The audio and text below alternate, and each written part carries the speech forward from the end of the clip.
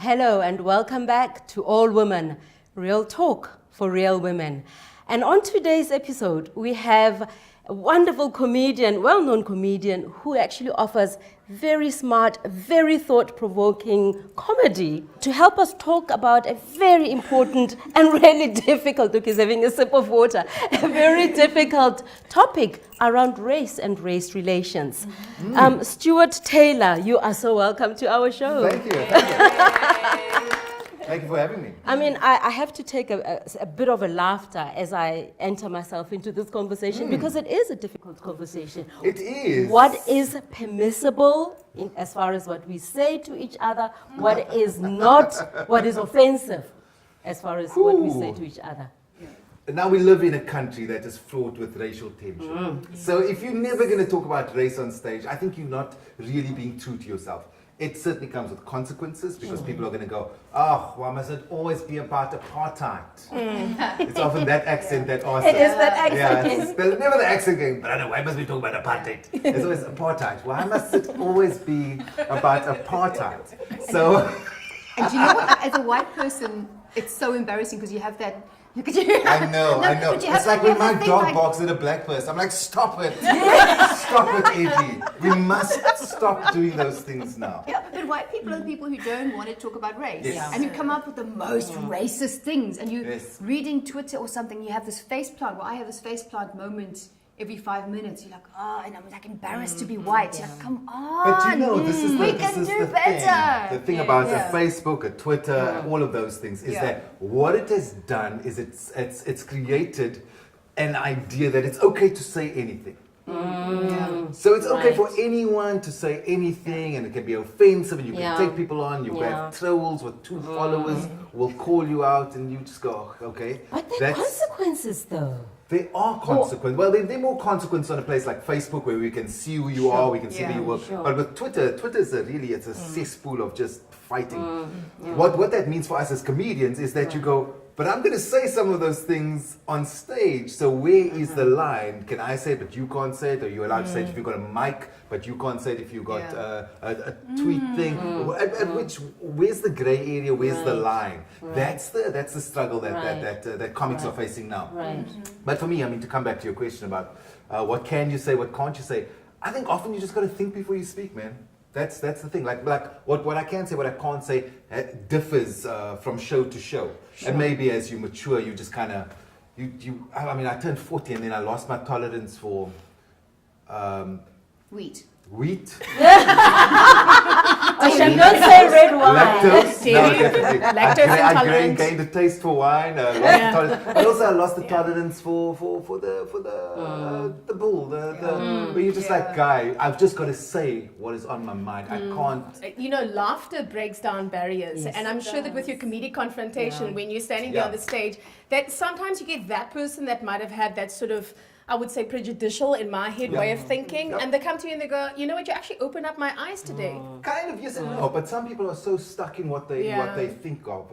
So it's they just go, oh, but this is against anything, and then they just shut down to to kind of whatever your point of view might be. And this is the problem with social media, is that the algorithms of these things are there to enforce your beliefs. Yes. So there's a great interview I was watching with Barack Obama. I was talking to someone, and he was saying that they went into Google as an experiment, and they got people to type the word Egypt into their search bar.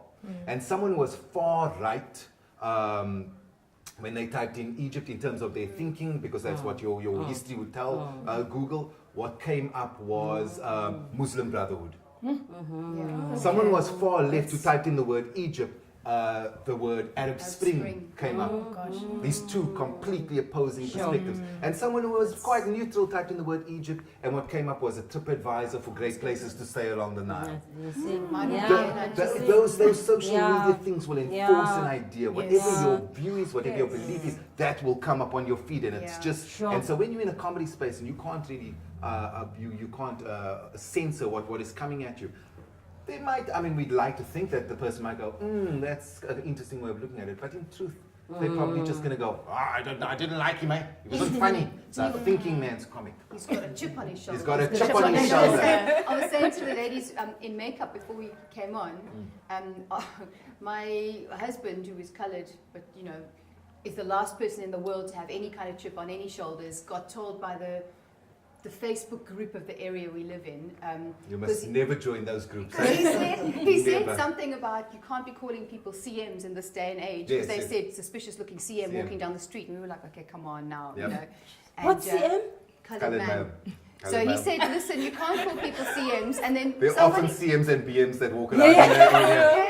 And then someone said, there's a BM in a BM. Yes, there's a PM in a PM. But I live in a very integrated area, and anyway, so someone came, and you know my husband, you know him. You're like, you've got a chip on your shoulder.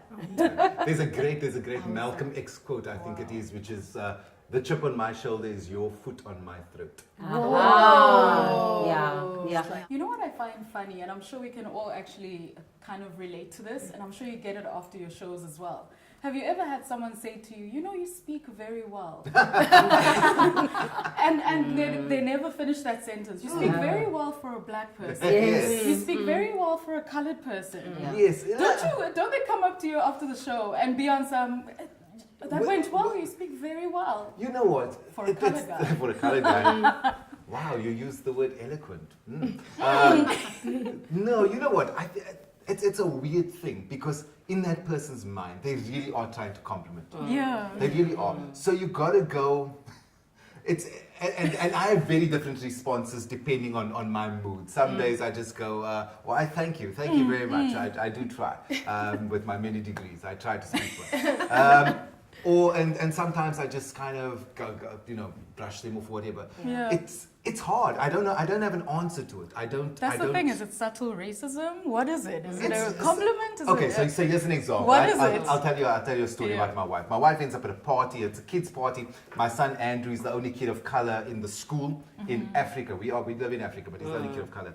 And so she's at the party, and then some old granny came to my wife, who was talking to the host, and she said, are you one of the teachers?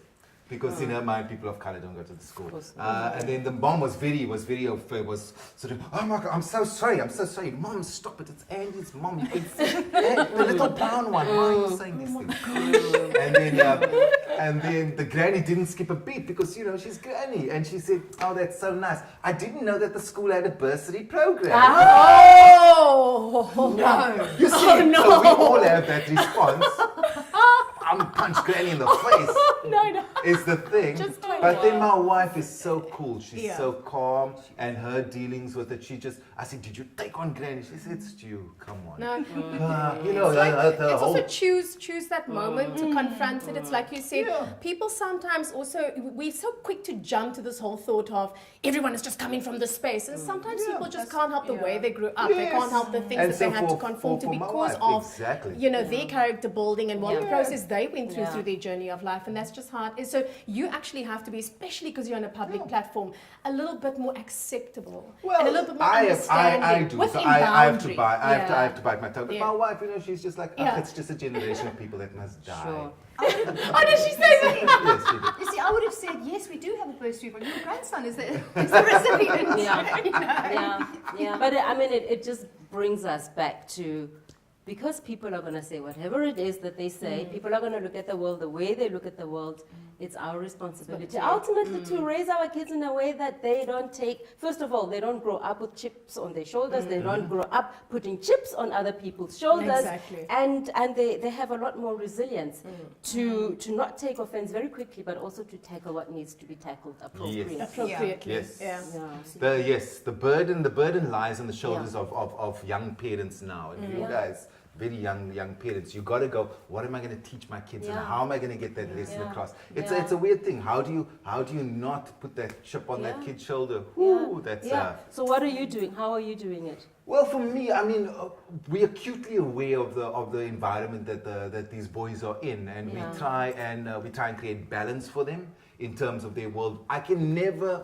If I can have these boys grow up And even in a particularly segregated city like Cape Town, where you go, well, that's that kind of area, that's that kind of area, that's job for that people, and that's a job for those people. If I can create a space for them where they don't grow up seeing that. So, for example, they cannot just be in a space where the only people in suits are white people. No. The only people who clean up after you are black people. Yes. You can, if I can create a world for them where that is not even a thing, they go, oh yeah, but you clean and I show you respect because all people must be respected, and you wear a suit or you an accountant, but anyone can be an accountant. If I can create that world for them, then I think we're going to succeed. Well, then you've empowered them. Yes, exactly. Sure, and right there you've changed the world. Yeah. Which, earlier on you were saying you're not going to be trying to change the world. I must just change their world. I must just change their world. Precisely. You need to get a white domestic worker. I have one. Equal empowerment. It's like Julius Malema said, I'll know when I get a white domestic worker. But I was like, no, but you joke, eh? So, for example, and maybe their place is not just in this world. In terms of opening their eyes, so you've got to go on holiday to Germany. Yeah. You've got to go on holiday to Germany and stay in a hotel because the woman who comes to clean your room will be a white woman. Right. And then you just go, and then we take photos of it as well. It's like their big five. I say, hold the Hoover, and then I take photos. I show. I'm I have embarrassed. a slideshow. I've got photos on my wall at home of the maid. I called her the maid. I'm That's very the German embarrassed to maid. admit that I went to the UK for the very first time in my life last year, and I saw young white males cleaning toilets in train stations. It's like, what? This is Do video, you must I video. did do a video. If you didn't video it, I you put it on it didn't happen. Instagram. It didn't exist. it's not on Facebook. Yeah.